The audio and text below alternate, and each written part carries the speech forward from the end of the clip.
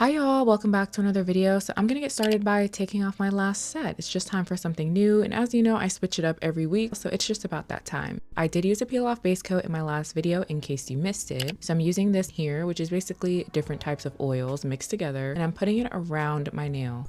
This is gonna help that peel off base coat come off.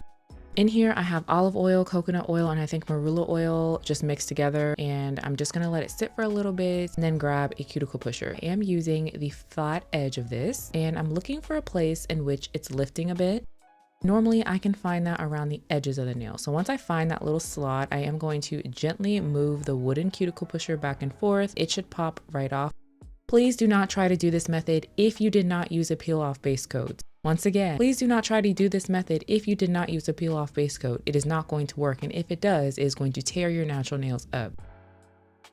Once I've got this off, I'm going to use peel off base coat, but I wanted to show you two different ones. Use Jello if you want longer wear of your peel off base coat. I like to use the Yogo Zombie peel off base coat because it comes off easier. As you can see, the Jello requires you to use a specialized solution to help it come off. And I'm not gonna lie, it lasts longer, but it is harder to get off. The Yogo Zombie one is easy when I need to switch up my sets every week. So I'm gonna opt for this. You choose what works best for you, but these are two of my favorite peel off base coats at the moment. So I am going to prep my natural nails off camera. If you don't know how to do that, you can check out this video here. But after I have done that, I am going to go ahead and apply my peel off base coat. And we're going to put a thin layer on each of the nails. Peel off base coat is great if you like to switch your sets up, if you're a content creator who switches your sets a lot, or if you're someone who just doesn't want to do soak offs. Peel off base coat isn't going to have the best retention for gel X. So if you want the ultimate max retention you can get with your sets, I recommend using a regular base gel. This is a gel product, so I am going to go ahead and cure in my lamp. And now we're ready to apply the gel extensions. For base gel, I am going to be using the Yogo Zombie base gel. So what we're going to do is put a little bit of this product on the bottom half of the extension, some on the left side, some on the right side, and we're going to leave like a little bit on the bottom. Then I'm going to turn the extension around and make sure I have enough gel on the bottom half of the extension. If you do not have enough gel, go ahead and add some more. Make sure that you are fully covering the length of your natural nail. If I'm good to go, I am then going to line the extension up with my cuticle area. Slowly push the extension downwards, and then the gel will begin flowing towards the tip of your natural nail. As soon as it does, flash cure. If you notice any gel seeping out the sides, be sure to clean it up immediately. I do so with a flat brush and some alcohol because any gel left on the skin repeatedly can lead to a lifelong allergy, and we don't want that. So anytime you notice gel in the skin, clean it up. So we're going to do that process for the rest of the nails. One of the reasons I really like this base gel is because it's a little bit on the thicker side. I would consider it a medium viscosity, so it doesn't run around super fast. And if you're a beginner, having control over the gel is nice because you can see exactly when to let up on the pressure to flash cure and make sure that the gel isn't seeping from the sides. Also, the retention is great even with or without the peel off base coat. Up until this point, we've only been doing flash cures. So once I get the thumb on, I am going to do a full cure in my big lamp.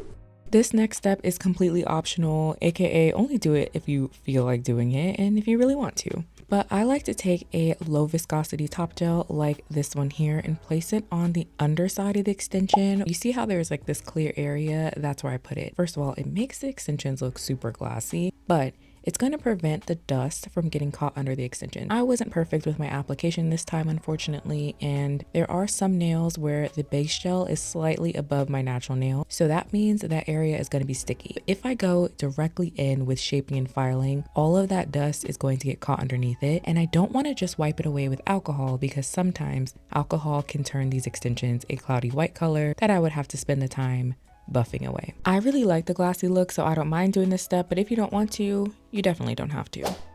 Really quickly, I am going to seal my cuticles.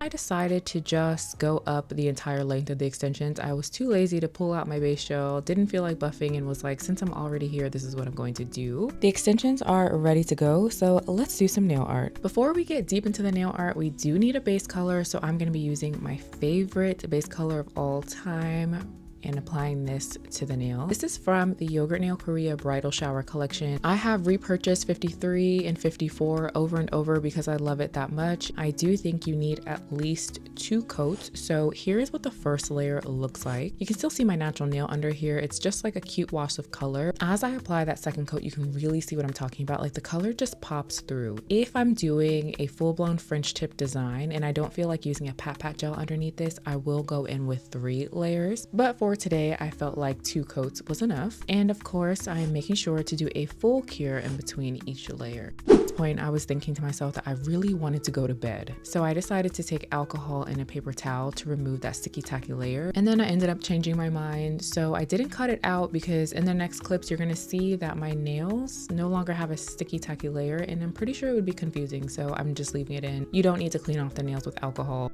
I wanted this like reflective glitter effect. I'm using this color here. It's kind of a flesh tone.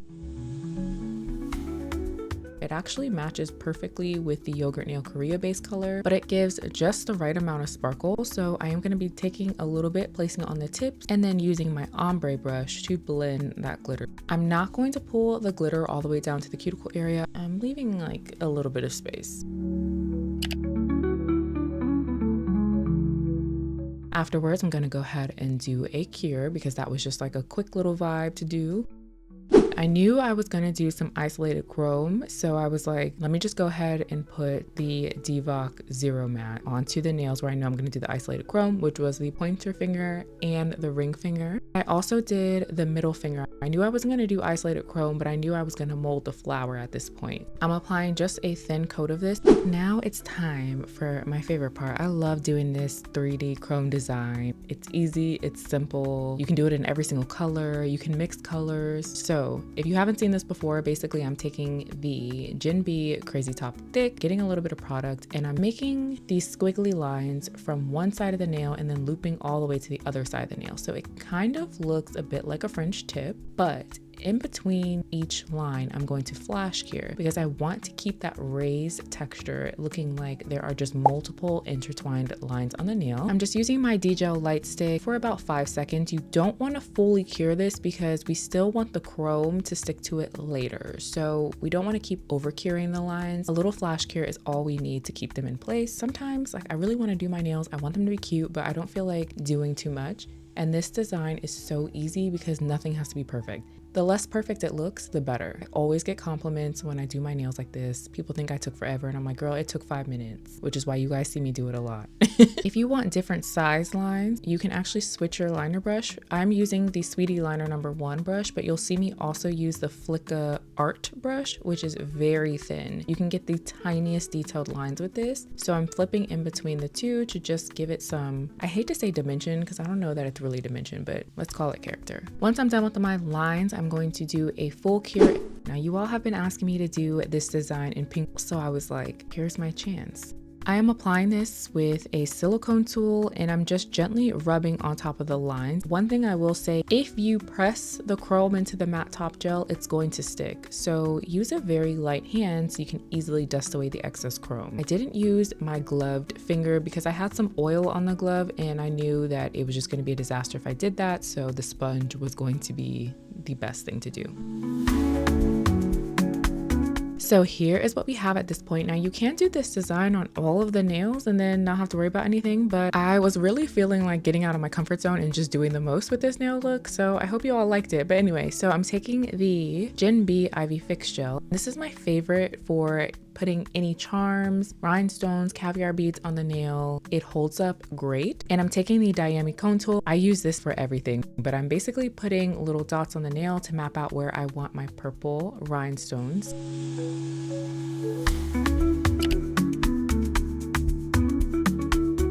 After using the rhinestones, I'm going to go in with pearls and these gold caviar beads and just fill in the empty space, but I'm putting most at the tip and then I'm dispersing them down the nail so it looks like they're just confetti. So instead of doing a full cure, I did flash cure these because I wanted to mold my flower at this point, and I thought I wanted to add some more caviar beads and stuff later, so I didn't do a full cure just yet. Okay, so last week's tutorial I showed you how to get a flower by using a silicone mold. So this week I thought I would show you how to actually hand sculpt a flower. Let me tell you in advance, I'm not the best at this. I stress myself out about the flower petals not being even, so take my advice as you see fit, okay? I'm going to be using this 3D clay-like gel. I like to roll it out into a little worm shape, and then I will cut off little pieces. I'm just going to roll each little piece into a ball. I feel like they work best when you start them off in a ball. I don't know why that is, but that's just what it is. Disclaimer I have to give you is this is still a gel product. Do not touch this without wearing gloves. I see people do it all the time, and I'm like, no, put on a glove, you can still get an allergy. The flower is going to have 3 petals. So I'm going to start off by placing one small ball at the base, then using a silicone tool and dragging it up and then down. Then I'm going to grab the second ball and put it directly above the first and do the exact same motion.